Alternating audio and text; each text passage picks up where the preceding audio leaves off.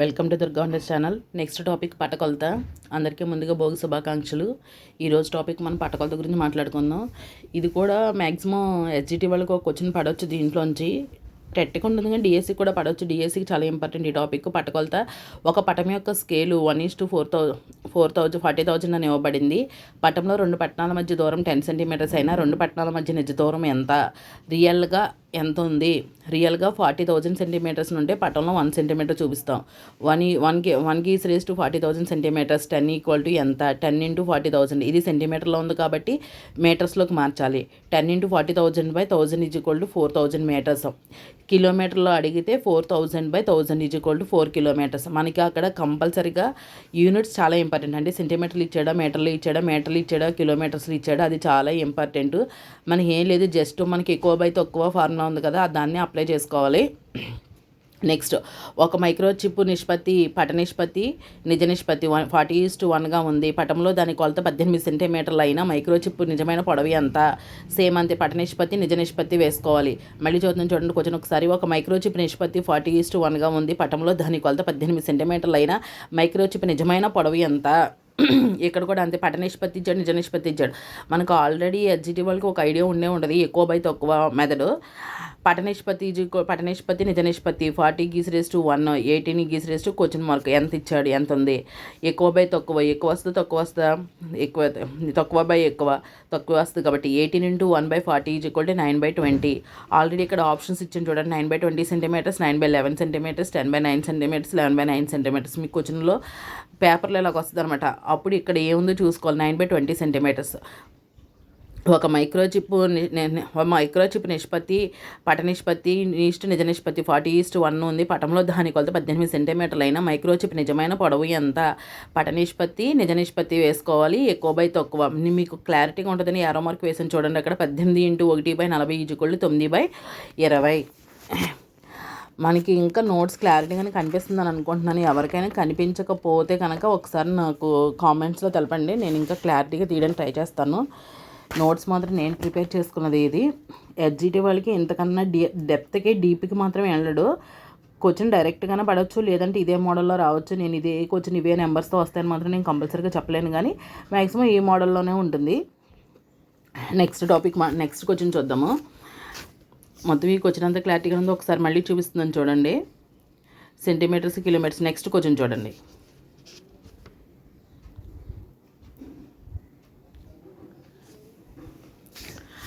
3:7:n యొక్క విలోమ నిష్పత్తి. ఆల్రెడీ విలోమ నిష్పత్తి గురించి చెప్పుకున్నాం కదా. 7:2, 3:2, 3:7 ఎందుకు వేసుకున్నాం మనం? ఫస్ట్ నిష్పత్తి కావాలంటే మిగతా 2 వేసుకోవాలి. రెండో నిష్పత్తి కావాలంటే 1, 3 వేసుకోవాలి. మూడో నిష్పత్తి కావాలంటే ముందు 2 వేసుకోవాలి. సేమ్ అంతే. 14:6:21. 3:5 యొక్క విలోమ నిష్పత్తి. విలోమ నిష్పత్తి అంటే రివర్స్, ఏ బి అవుతుంది, బి ఏ అవుతుంది. ఆల్రెడీ మనం చెప్పుకున్నాం కదా, పూర్వపదము పరపదం అవుతుందని. పూర్వపదం పరపదం అవుతుంది, పరపదం పూర్వపదం అవుతుంది. 5:3. తర్వాత నెక్స్ట్ క్వశ్చన్ చూడండి. 3 కార్ల యొక్క వేగాల నిష్పత్తి 10:12:15. మొదటి కారు గమ్యం చేరడానికి 1 గంట సమయం పడితే మూడో కారుకు అదే గమ్యస్థానం చేరడానికి ఎంత సమయం పడుతుంది? క్వశ్చన్ మళ్ళీ చదువుతున్నాను చూడండి. 3 కార్ల యొక్క వేగాల నిష్పత్తి 10:12:15. మొదటి కారు గమ్యం చేరడానికి 1 గంట సమయం పడితే మూడవ కారుకు అదే గమ్యస్థానం చేరడానికి ఎంత సమయం పడుతుంది? ఆల్రెడీ మీకు నేను చెప్పాను ఏంటి వేగాల కాలాలు, ఒకటి పెరిగితే ఒకటి తగ్గుతుందని. ఏ నిష్పత్తి అని చెప్పుకున్నాం? విలోమానుపాతంలో ఉంటాయి అవి 2 ఎప్పుడు. వేగాల నిష్పత్తి ఎంత ఇచ్చాడు? 10:12:15. కాలాల నిష్పత్తి ఎలా మారింది? కాలాల నిష్పత్తి = 180:150:120 = 6:5:4. నెక్స్ట్ ఇది పైనుంచి వచ్చింది. ఎలా వచ్చింది? మనం ఒకటి క్లోజ్ చేసేస్తే ఫస్ట్ ఏ కావాలనుకో బి సి చూడాలి. బి కావాలంటే సిఏ చూడాలి. సి కావాలంటే ఏ కామా బి చూడాలి. 10 మూసేస్తే మీకు క్లారిటీగా రాసి చూపించాను. 10 మూసివేసామనుకో అప్పుడు 12 × 5. 12 మూసివేస్తే 10 × 15. 15 మూసివేస్తే 10 × 20. ఇది విలోమ నిష్పత్తి. 6:60 = 4 ఎంత? ఇక్కడ మనకి 10 టేబుల్ క్యాన్సిల్ అయిపోయింది. 10 టేబుల్ తర్వాత మళ్ళీ నాకు తెలిసి 4 టేబుల్ కూడా క్యాన్సిల్ అయిపోతుంది చూడండి. 4 × 60/6 = 40 minutes క్యాలిక్యులేషను. మళ్ళీ చూద్దాం చూడండి. 3 కార్ల యొక్క వేగాల నిష్పత్తి 10:12:15. మొదటి కారు గమ్యం చేరడానికి 1 గంట సమయం పడితే మూడో కారుకు అదే గమ్యస్థానం చేరడానికి ఎంత సమయం పడుతుంది? వేగాల నిష్పత్తి కాలాల నిష్పత్తి విలోమానుపాతంలో ఉంటుంది. వేగం పెరిగితే కాలం తగ్గుతుంది, కాలం పెరిగితే వేగం తగ్గుతుంది.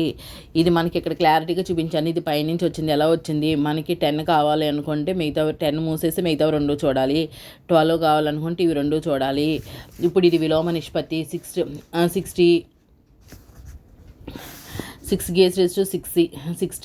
ఎలా వచ్చింది? 1 గంట అంటే ఎంత నిమిషాలు? 60 నిమిషాలు. కాబట్టి 4 ఎంత?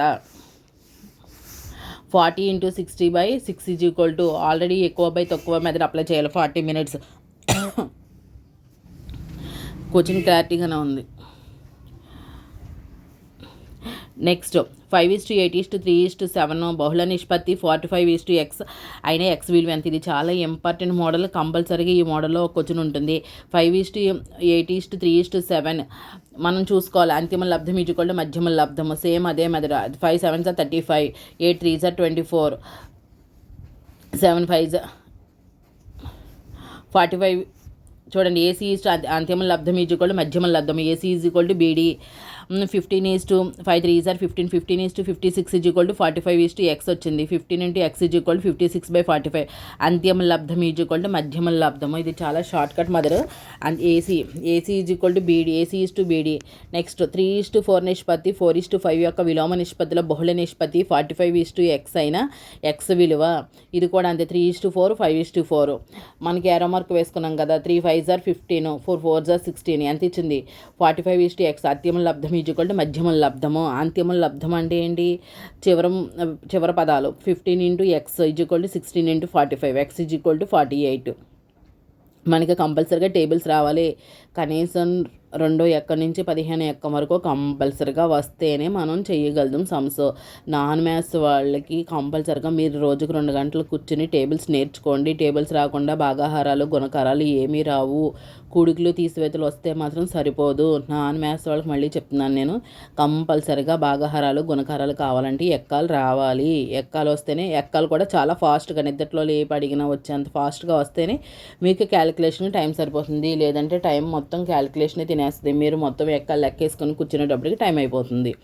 మనకి మ్యాక్సిమం ఒక బిట్ చేయడానికి 45 seconds ఉంటుంది. అంతే, 1 minute కూడా ఉండదు. అలా చేయగలిగితేనే మనం డిఎస్సి పేపర్ పెట్టగలము. నెక్స్ట్ సమ్ చూడండి. ఇక్కడ నెక్స్ట్ సమ్ చూడండి. ఈ సమ్ చాలా ఇంపార్టెంట్. ఇక్కడ వరకు క్లారిటీ కరెక్ట్గా 3:4 5:4 15:16. ఇది ఎలా వచ్చిందో తెలిసింది కదా మనకు. ఆల్రెడీ ముందు పేజ్లో చెప్పుకున్నాం. 3 5s 15, 4 4s 16. 16 45:x. అంతిమ లబ్ధం మధ్యమ లబ్ధం. అంతిమ లబ్ధం మధ్యమ లబ్ధం. 15x 16 × 45. x 45. 16 × 45లో 15 టేబుల్లో 45 3 times పోతుంది. 16 3s ఎంత? 48. నెక్స్ట్ సమ్ 2 సంఖ్యల మధ్య నిష్పత్తి. నెక్స్ట్ సమ్ చూడండి. ఇది చాలా ఇంపార్టెంట్ సమ్. కంపల్సరీగా వస్తుంది ఇలాంటి మోడల్. 2 సంఖ్యల మధ్య నిష్పత్తి 6:7. ప్రతి సంఖ్యకు 6 కలిపిన వాటి మధ్య నిష్పత్తి 9:10 అయినా పెద్ద సంఖ్య ఎంత? మళ్ళీ చూస్తున్నాం చూడండి క్వశ్చన్ ఒకసారి. 2 సంఖ్యల మధ్య నిష్పత్తి 6:7 అయినా ప్రతి సంఖ్యకు 6 కలిపిన వాటి మధ్య నిష్పత్తి 9:10 అయినా పెద్ద సంఖ్య ఎంత? 6:7. 6p 7p ఎంత కలపమన్నాడు? 6 కలపమన్నాడు. 6p + 6 = 7p + 6 మనం మొత్తం కలిపేయండి. 6p + 6 9/10. క్రాస్ మల్టిప్లికేషన్ 9/10 ఎలా వచ్చింది? ఇక్కడ మనకు ఆల్రెడీ వాటి మధ్య నిష్పత్తి ఇచ్చాడు. ఇది బై ఇది 9/10. క్రాస్ మల్టిప్లికేషన్ చేసుకోండి. క్రాస్ మల్టిప్లికేషన్ చేసుకుంటే 10 × 6p + 6 = 9 × 7p + 6. 60p + 60 = 63 + 54. నెక్స్ట్ 60 ఇటువైపున +54 ఇటువైపుకి వస్తే -54 అవుతుంది. ఇటువైపు ఉన్న 60p ఇటువైపుకి వస్తే -60p అవుతుంది. 60లోంచి 54 తీసేస్తే 6. 63లోంచి 60p తీసేస్తే 3p మిగులుతుంది. p = 2. 3 టేబుల్ 6లో 2 times క్యాన్సిల్ అయిపోతుంది.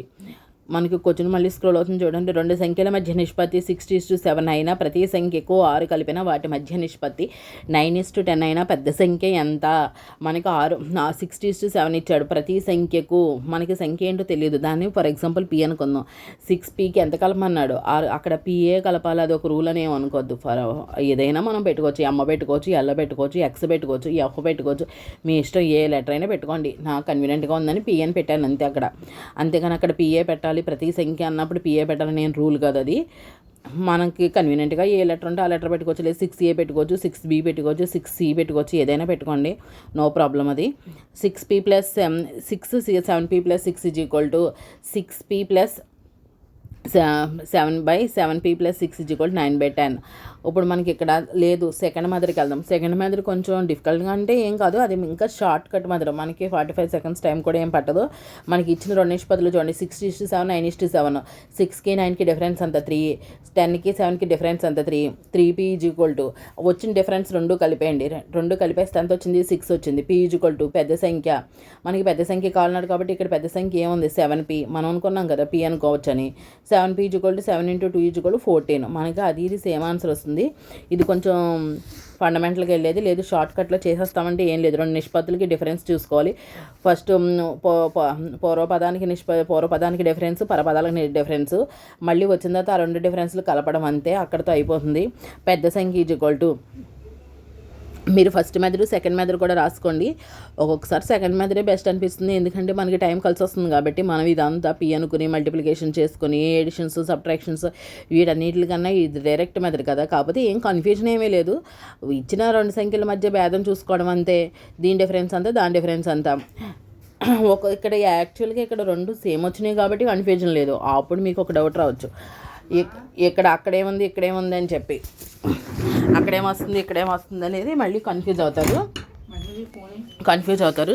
నెక్స్ట్ చూడండి. నెక్స్ట్ సమ్ 6కి 9కి డిఫరెన్స్, 7కి 10కి డిఫరెన్స్. 3P = 6, P = పెద్ద సంఖ్య ఎంత వచ్చింది? 7P = 7 × 2 = 14. మ్యాక్సిమం సెకండ్ మెథడ్కి ప్రిఫరెన్స్ ఇవ్వండి ఒకసారి. ఫస్ట్ మెథడ్ కన్నానే ఇది చాలా లాంగ్ ప్రొసీజర్ అయిపోతుంది కాబట్టి. నెక్స్ట్ సమ్ చూద్దాం చూడండి. 2 సంఖ్యల మధ్య నిష్పత్తి 8:9. ప్రతి సంఖ్య నుండి 15 తీసివేసిన. అందరూ ఈ సమ్ పై సమ్ నోట్ చేసేసుకున్నారు కదా. ఒకసారి నెక్స్ట్ సమ్ చూడండి. 2 సంఖ్యల మధ్య నిష్పత్తి 8:9 అయినా ప్రతి సంఖ్య నుండి 15 తీసివేసిన వాటి మధ్య నిష్పత్తి 4:5గా మారింది. అయినా చిన్న సంఖ్య ఎంత? క్వశ్చన్ మళ్ళీ రిపీట్ చేస్తున్నాను చూడండి. 2 సంఖ్యల మధ్య నిష్పత్తి 8:9 అయినా ప్రతి సంఖ్య నుండి 15 తీసివేసిన వాటి మధ్య నిష్పత్తి 4:5గా మారింది. అయినా చిన్న సంఖ్య ఎంత? చిన్న సంఖ్య ఏది? 2 సంఖ్యల మధ్య నిష్పత్తి ఎంత ఇచ్చాడు? మనకి 8:9 ఇచ్చాడు. మనం ఆల్రెడీ చెప్పుకున్నాం కదా, అది PEM ఏదైనా మనం అనుకోవచ్చు. నేను యాక్చువల్గా P అని అనుకున్నాను అంతే. జస్ట్ 8P 9P అనుకోండి. మనకి ఏం చెప్పాడు? ఇందాక పై సమ్లోనేమో కలిపిన అన్నాడు. ఇప్పుడు ఇక్కడ ఏం చెప్పాడు? తీసివేసిన అన్నాడు. ఎంత తీసివేసిన అన్నాడు? 15 తీసివేసిన అన్నాడు. కాబట్టి 8P - 15/9P - 15. 8P - 15/9P - 15 by మనకి నిష్పత్తి ఎంత ఇచ్చాడు? 4/5 ఇచ్చాడు. ఎంత ఇచ్చాడు? 4:5 ఇచ్చాడు. ఎంత ఇచ్చాడు? 4:5 ఇచ్చాడు. క్వశ్చన్ బాగా చదవండి. 2 సంఖ్యల మధ్య నిష్పత్తి 8:9 అయినా ప్రతి సంఖ్య నుండి 15 తీసివేసిన వాటి మధ్య నిష్పత్తి 4:5గా మారింది. 4:5గా మారింది. మనకు ఆల్రెడీ పై సమ్లో కలిపిన అన్నాడు, ఈ సమ్లో తీసివేసిన అన్నాడు. కాబట్టి 8P - 15, 9P - 15. మనకి అక్కడ లబ్ధం ఇచ్చాడా, తీసివేసిన అన్నాడా, కలిపిన అన్నాడా? ఒక చిన్న క్లూ వర్డ్స్ ఉంటాయి, చూసుకుని కంపల్సరీగా దాన్ని బట్టి అది బేసిక్ అది పట్టుకుని క్వశ్చన్ బాగా చదవాలి. ఆ చదివేటప్పుడు క్వశ్చన్ మనసు పెట్టి చదవండి, అందులోనే ఉంటుంది ఆన్సరు. 2 సంఖ్యల మధ్య నిష్పత్తి 8:9 అయినా వాటి నుంచి ఎంత తీసేయమన్నాడు? 15 తీసేయమన్నాడు. 15 తీసేయమన్నాడు. 8P - 15/8P 15/9P - 15 = 4/5. ఇప్పుడు క్రాస్ మల్టిప్లికేషన్ చేసుకోండి. 8 5s are 10. 8 5s are 40. 8 5s are 40. 8 5 15s are 75. Next 4 9s are 36. 4 15s are 60. మనకి పీలని ఇటువైపుకి తీసుకొచ్చేయండి, స్థిరాంకాలని అటువైపు తీసుకెళ్ళండి. 45 - 36P = 75 - 60. 4P = 5. 4p is equal to 15, p is equal to 15/4. చిన్న సంఖ్య 8 × 15/4 ఈజ్ ఈక్వల్ టు 30. ఇక్కడ 8/38 15/4 ఎక్కడ వచ్చింది మనకి p వాల్యూ. ఇక్కడ చిన్న సంఖ్య ఎందుకు ఉంది, ఇక్కడ 8 పార్ట్లు 1, 9 పార్ట్లు 1. అందులో చిన్న సంఖ్య ఏదవుతుంది, 8 పార్ట్లదే కదా అవుతుంది. ఎడిషన్స్ సబ్ట్రాక్షన్స్ మనకి ఇక్కడ ఏం లేదు, వేరియబుల్స్ అన్నీ ఒక చోట తీసుకెళ్ళిన స్థిరాంక కాన్స్టెంట్స్ అన్నీ ఒక పక్కకి తీసుకొచ్చాం అంతే. 8p - 15/9p - 15 is equal to 4/5. మనకు cross multiplication 8 5 40, 15 × 5 75, 4 9 36, 4 15 60, 40p - 36p is equal to 75 - 60. 4p 40లోంచి 36 తీసేస్తే 4, p కామన్ కాబట్టి 75లోంచి 60 తీసేస్తే 15, p ఈజ్ ఈక్వల్ టు 15/4. ఏం క్యాన్సిలేషన్ అవ్వదు, దాన్ని పీని అలా ఉంచండి. చిన్న సంఖ్య ఎంత, 18 × 15/4 is equal to 30.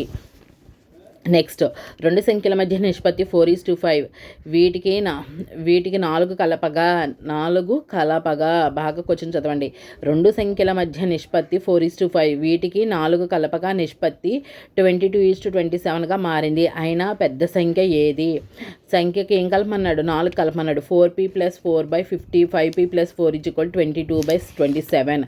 Cross multiplication same. 4p + 4 × 27, 22 × 5p + 4, 4 27 108p, 4 27 108, 22 × 5 is equal 110, p + is equal 88.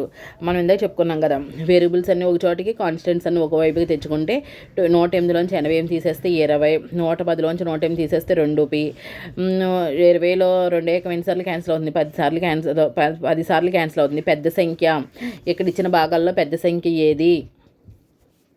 పెద్ద సంఖ్య ఎంత, 5 కాబట్టి 5 పార్ట్స్ తీసుకోవాలి. 5p is equal to 5 × 10, 5 × 10 is equal to 50. మనకి ఇక్కడ ఇందాక మనం షార్ట్ కట్లో చెప్పాం కదా, 4 × 4 5 22 27. డిఫరెన్స్ ఎంత వచ్చింది, 18. దీని డిఫరెన్స్ ఎంత వచ్చింది, 22. దీని డిఫరెన్స్ ఎంత వచ్చింది, 22. సేమ్ ఇంకా అదే మెథడ్ అప్లై చేసేసుకోవడం. ఆల్రెడీ నేను పైన రాసాను చూడండి, నేను అప్లై చేశాను ఒకసారి చిన్న షార్ట్ కట్ కానీ మళ్ళీ చెప్తాను చూడండి. ఎంత కలపమన్నాడో, 4 కలపమన్నాడు. నిష్పత్తి 22:27, 22:27. 5p + 4 is equal to 22/27. Cross multiplication 4p + 4 × 27, 22 × 5p + 4 is